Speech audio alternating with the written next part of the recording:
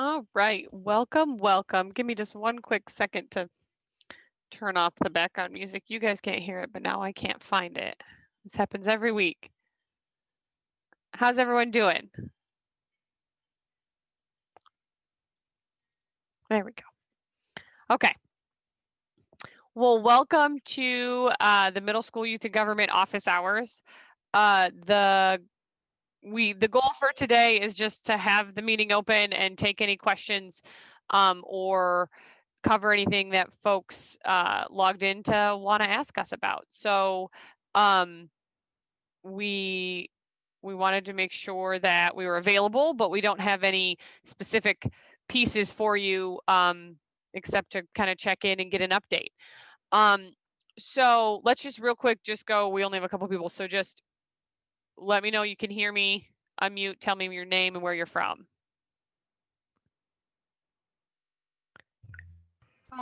Olivia Searles, Leg Middle School delegation. I'm from Coldwater, Michigan. Hi, Olivia. Hi. Ben Gaschak, Beale City Middle School delegation. Okay. I'm Bella Davis, and I'm from Beale City Middle School delegation. Awesome. Hi, Bella. I guess it's my turn. I'm also from Beale City. I'm Kyle Carter. Awesome. Well, welcome. If you didn't know my name already, I'm Lydia. We always make people introduce themselves, and then also our names are on the screen. So it's a little bit redundant, but we still like to say hi. So like I said, this is open discussion. So did you guys come with some specific questions? I guess I can speak on behalf of myself and my Beale City kids here with us when I say that I really wasn't 100% sure what the theme or topic was for the call today coming into this. I had read office hours, but truthfully, I wasn't really sure what to expect, and we had planned to be here anyway. So Here we are. Perhaps here we are. Perhaps some questions will come to me as we go. Yeah, well, I have a list of questions I can ask you too. So the big question I have, and I'm just trying to make sure I have it open. I lost one of my tabs. Is how people are feeling about the two-step registration and like what we could do to make it a little bit more clear what's happening. So if you're like, if anyone had trouble with the two-step registration, what you did that helped make it easier, or if you're still having trouble with the two-step registration, that's fair too. From my end, I guess as an advisor, I don't think I personally had a problem with it, just because I think it's a matter of registering for Wild Apricot and then separately, specifically registering for the event, is my understanding. I know we had a little bit of a problem with that with a couple of my kids, and it was just a communication thing. I think once I realized there was a problem, I was able to see from their end and go through it, but Okay. I don't think it was not probably super intuitive, I suppose, is my thought. Okay. So yeah, I agree with that statement. How many folks, especially delegates, when we said go ahead and register, like first went to myig.org, like went to our main site? Okay. And so then when you click register now and it takes you to the other site, that's a little confusing, but once we figure that part out, we held on to like the non-Wild Apricot version in case people keep trying to go there or looking for something specifically that is there, like the advisor tab or those kinds of things. So we wanted to make sure that stayed, but it caused a little bit more confusion in other places too. Okay. But generally you can see your own roster there, right, Mr. Carter? So there's that info. Okay. So then the reason I'm asking that question is because by Monday we want to put the bill submission out. So I'm trying to figure out where's the best place to put bill submission. Probably will put it in multiple places. But if you're, if you're going to MEG.org on that main middle school page, typically, right, bill registration would be right in your rego for in past years. So we're looking to see, we're still going to put it like on the links page too within the Wild Apricot site, but we may also, just for folks who are still going to the main page, you should be able to get to it from both places. But they're not going to be able, like, submitting a bill is not going to make sense if you aren't registered, because one of the things you have to put in there is your specific ID number. I guess it will make sense. They'll be able to do it. It just, you won't be able to see it as an advisor automatically unless they fill the form out correctly. And the only way to fill the form out correctly is having an ID. So we're working on that a little bit. We might be able to fix that and make it just if it is dependent on delegation, not on ID, we just have to find a way to then link it back, which is why we need them to know their ID. But I guess if they don't know their ID, we can fix that on the back end. So the question that lends is, when I say going to your account in Wild Apricot, how does that does that sound like something you know where to go to, delegates? Okay. To view your own account ID. It's also, we also can, this Wild Apricot system is actually, well, it's a little not intuitive, as you put it, Mr. Carter. It has some great features. So we can automate an email that's going to tell everyone, here's the bill submission link and here's your ID number and what you need. So we can, it can create a form email that sends that. But delegates, you're going to have to check your email and find that email, which sometimes is not always as easy as it sounds, right? Okay. So the sneak peek there is that bill submission will be up and ready Monday. I was using some time here to play with it, make sure we're still in testing phase to make sure it works, but it's just going to be a form.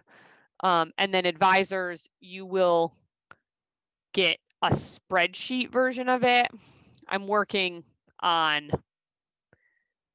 a way to make it actually merge and create the bills so you can just look at each bill.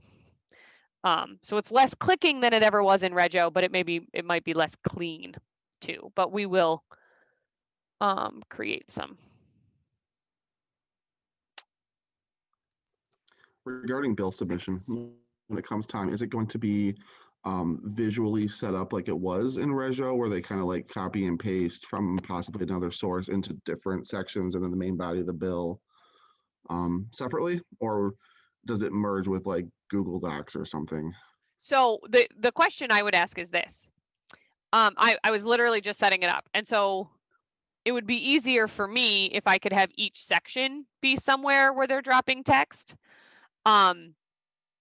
As opposed to before, it was just like drop your whole body of your bill, because that was actually a lot more work for us to format. So so I'm hoping that, so is it more difficult to copy and paste each section, or is it okay if it's each section 1, section 2, section 3 gets copy and pasted as opposed to just the body? That's more complicated. I don't think it would be too much more complicated. I think that also lends to the fact that when I try to work with my kids to write their bills, really making them structure it as a, section 1, section 2, each one being distinct unto itself.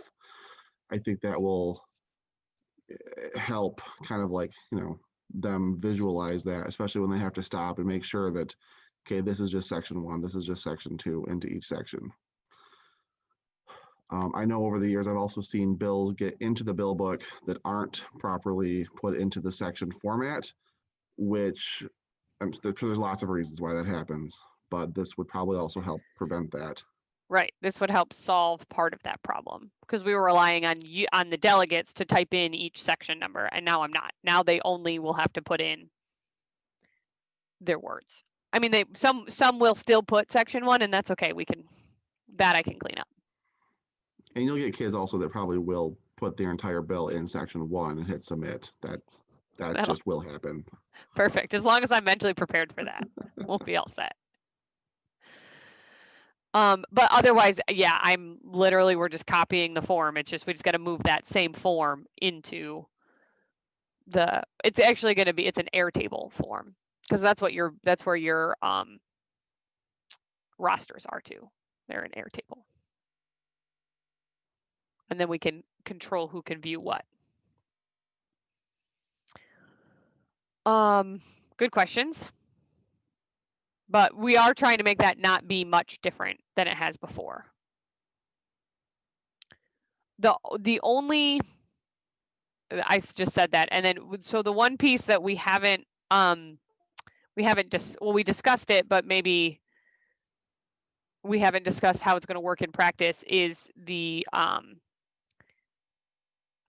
we are considering taking a look at House and Senate allocations and being a little bit more stringent on who goes into the Senate, and requiring that each delegation actually pick so each delegation, depending on size, is going to get 2 senators or 3 senators per color. And so in doing that, what that then lends to is, as you're writing your bills,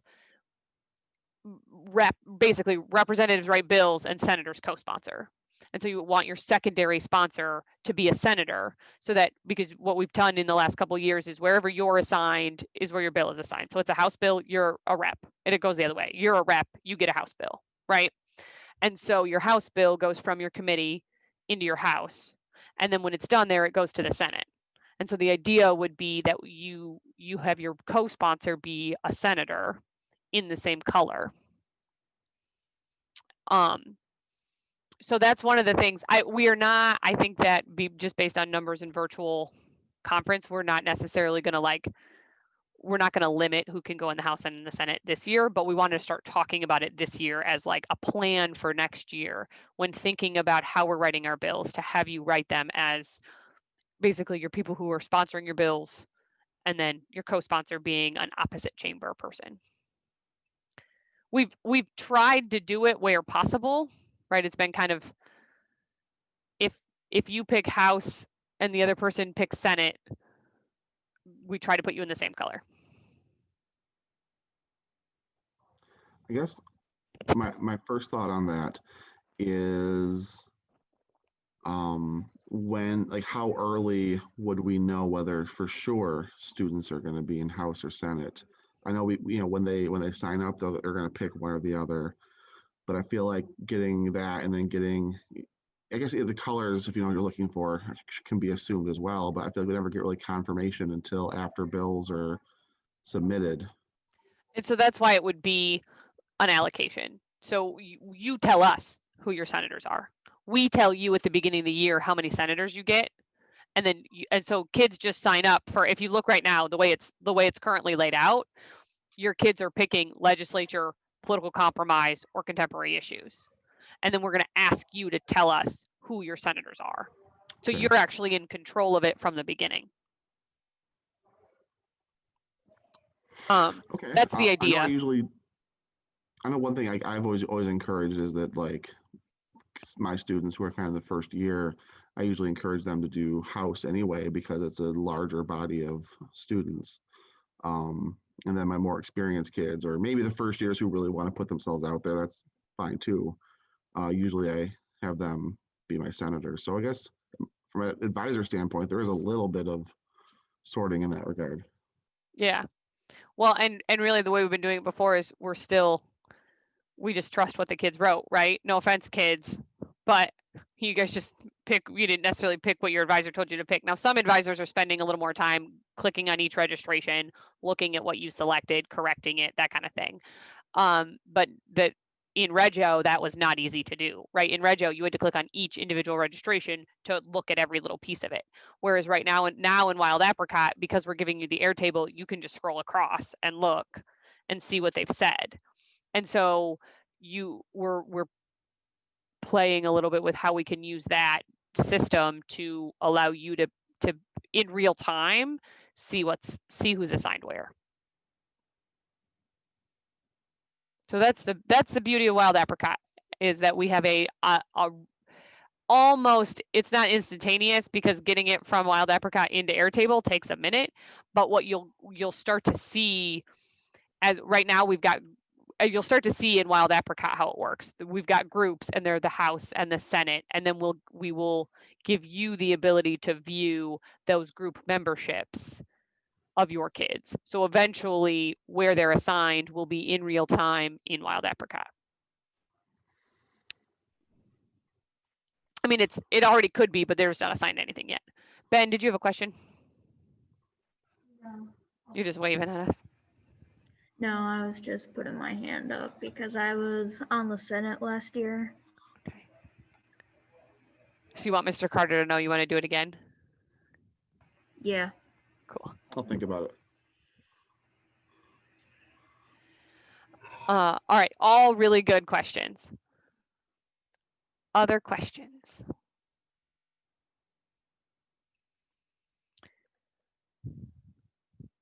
How are you guys feeling? Have you started to think about bill ideas? Working on it. Did anyone take the information from last week's meeting back and inspire someone to do political compromise or contemporary issues? Not yet.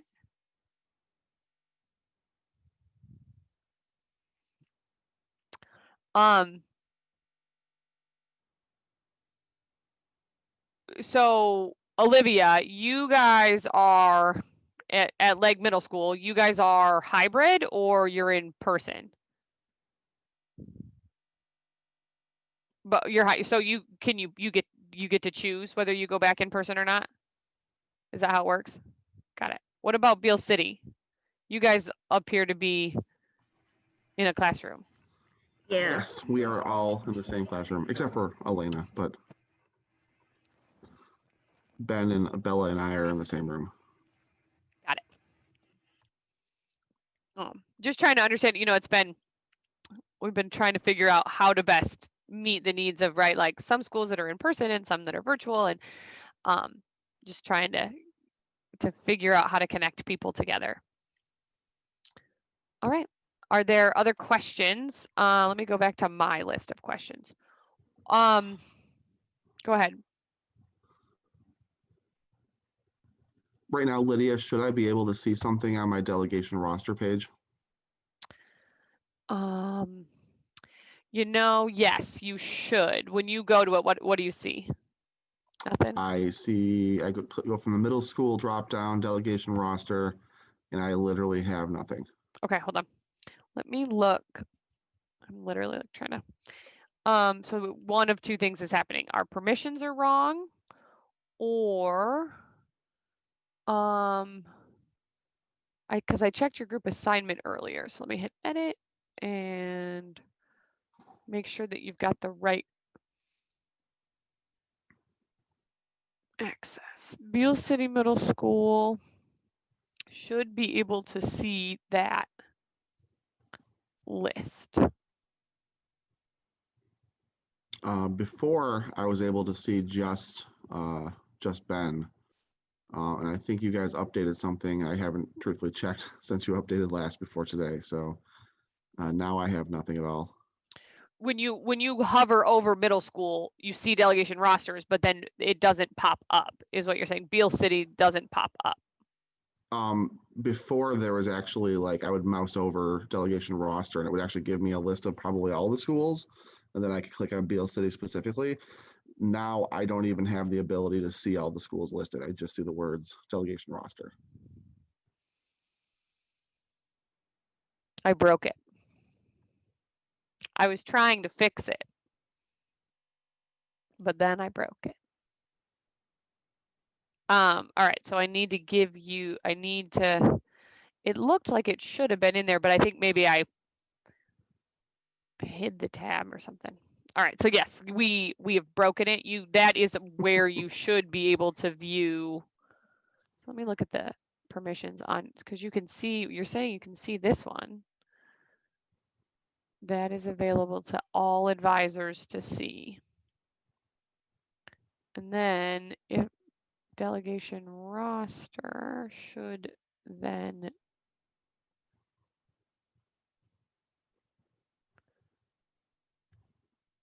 wonder if we have the right one clicked. I'm just going to click that for a second. All right, hit refresh. And then I'm also going to go into one other spot and just see if we have your membership. Now I've got, yeah, gotta go full screen here. I've got delegation roster. I can see Beale City Middle School exclusively, which is fine. And something's loading. Hey, I've got some kids here Cool. on Airtable. All right. I wonder, it might have been an error in our, in your actual group membership. We made you accidentally only a member of the high school delegation, and that was not correct. Let's see if that was the problem. All right, but you can see it now. Yes. And there does appear to be, I am confused about where that data is actually held. So I can't go in and tell you the last time it was actually updated, but it should have been, I think Adam said he's been updating that every morning. Okay. Well, I've got their information now. Cool.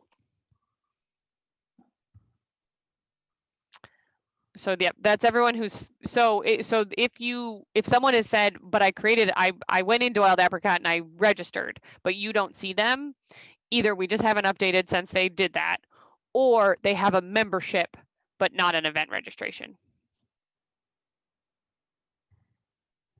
So if they're like, no, I did it, and look, I can see the links, but you don't see them, they probably need to do step 2. Elena, I don't know what happened, but we're glad you're back. I don't think anything happened in our meeting. All right. What else can we do? What questions do you guys have? We do have a bunch of candidates. We're very excited. We're test running literally as we speak. Adam and Mary are test running our plan to record candidate speeches with the high school kids right now. And then that will give us a better sense of what we need the middle school kids to do to sign up to do their speeches and do all that stuff. So that will be on November 5th, which I kind of thought was fun. November 5th is when we're going to be doing the election itself. But if you have someone running for office, they need to plan. They're going to need to give their speech before November 5th. Because that will be, we're like I said, we're testing it right now with the high school program, kind of recording those speeches ahead of time so that connection issues or anything like that can kind of be dealt with and everyone can have the same kind of fair shot at having a good, well-recorded speech without background noise and that kind of thing. So if there are kids from your delegation who are planning to run for office, tell them that they'll be getting their kind of, this is what you have to do to do your speech in the coming weeks, because we want to make sure that we give ourselves enough time. It'll probably be right at the end of October. Candidate session is the 29th. So that our goal is to try to record most of those speeches on the 29th. But if someone can't make the actual call on the 29th specifically, we will work with them to log into a separate call and actually record it. But the goal would be, tell your delegations speeches need to be ready by the 29th if you've got someone running for office. Sound good? We do have a good contingent of candidates, it looks like. So we're excited. Any other questions? Things that don't make sense? Things that you, hopes and dreams that you have for what we will tell you next? All right, so I just, because I like to torture you guys, delegates, I'd like to hear what you plan to do at the conference. So if you don't mind unmuting and just telling us, which program are you going to do, and why? Or if you don't know yet, which one you are wondering about and why.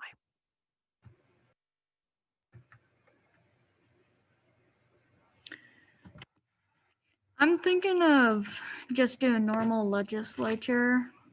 I did it last year and I had a lot of fun on it. Okay. How are you thinking? Which do you prefer, House or Senate? Senate, just because seemed really fun. I don't know if in the YIG House had more people in it, but it felt like in Senate we had a good amount of people in it. Okay. Who'd like to go next?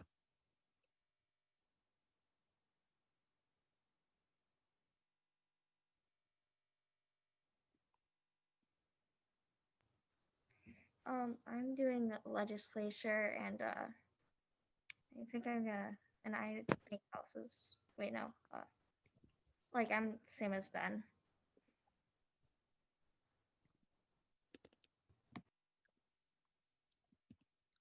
Elena just really doesn't know. Elena, have you done youth and government before, or is this going to be your first year? You are muted.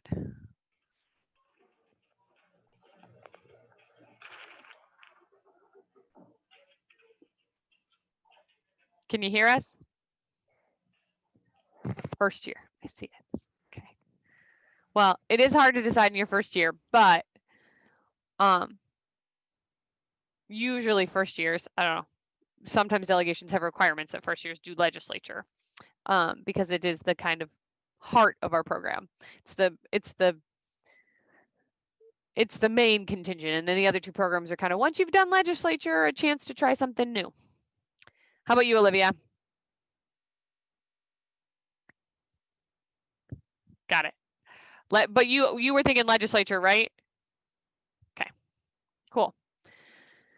All right, well, we are looking forward to, I know, again, I know that we've said we're going to do and we are going to, everything's a little bit future tense, so we're just running a few more tests on the layout and the tools that we're going to send out to help people engage in the legislature. So, you know, it's not just going to be logging in, debating on Zoom. There's going to be pre-work and communicating a little bit over the Discord server in order to help with docketing and a few things like that. So we do hope that this will all make a little more sense in just another 2 weeks, where once we've got the rest of those materials out, and the plan for elections on the 5th as well. So we're looking forward to it. It should be a good time. We also have found some very fun online platforms to do things like play Uno, and participate in other exciting games. Mr. Carter, have you ever done a wiki race? A Wikipedia race? No, I have not. I think you would really enjoy it. It's so we between our spring virtual conference and then the conference on national affairs was virtual. Our team actually, so Adam, Mary, and I were actually in charge of some of the fun and games at the national conference this summer, and so we've found some pretty fun things to do that are good virtual activities. Cool. All right. I can't wait to see it. All right. I will stick around if people have questions, but I don't necessarily, need to hold on to everyone and keep everyone in a Zoom meeting for no reason. So, happy to keep answering questions, or let you go. I was just thinking of one thing, Lydia. I know currently our school has Discord blocked as a social networking tool. I've had other reasons to look into trying to get it unlocked, but that's the question. I'm assuming Discord is going to be pretty integral in what's coming up here, by the sounds of it. Yeah. So so the one way around it is not a way around it, but the Discord chat in particular is really important kind of in ramping up. So logging into your committee to tell your committee chair, hey, I have a test at 2:00 on, or, I have my driver's test, or I have a conflict. And so don't put me in that committee session. And that could be done, not during school hours. But it is kind of a way for us, yes, to reach the kids, for them to reach each other when they're not in a Zoom call. But it is mostly for those committee and those chamber sessions, which are happening on the weekend part of the conference. So I don't know if that helps or not. But if they're using, at the end of the day, right, if they're using a school device, whether they're at home or at school and they're not able to use it, we'll do a quick survey, because some of what we're doing in there could be transferred over to GroupMe. GroupMe is a little bit harder for us to manage, right? Like we can't see what's happening in every GroupMe in the same way we can in Discord. So we could, if we have some other schools that's an issue, we could flip over to GroupMe instead of Discord. Well, I will also explore whether or not Discord is banned for a particular policy reason, or if it's just our software that blocks things by default includes Discord. And I mean, frequently that's the case. Things will be blocked, or websites or tools. And then I talk to our technology admin and make a case, and usually things can be changed. Okay. So I'll have to find out why specifically Discord is currently locked. Okay. And we can, like I said, I think I'll put that on our list to ask a couple other advisors. We have a pretty specific list of folks, and just say, hey, is this also the case? Do we need to shift now? Or can we find a way around it? So let me know what you find out, and I'll see what we can do too. Cool. Part of the reason we haven't rolled it out is because I'm narrowing down the bot to a couple bots to really specifically assign people so that it is secure, right? So it's not just anyone can put anything anywhere. Like there will be no unsupervised channels. I don't know. I mean, once it's unblocked on them, they can go anywhere they want on Discord. So that probably doesn't help your argument, but that is what we plan to do. So cool. Any other questions? Hopes and dreams for Youth and Government 2020 besides the pandemic to be over? Okay. Well, thanks for logging in, guys. It was lovely to see your faces.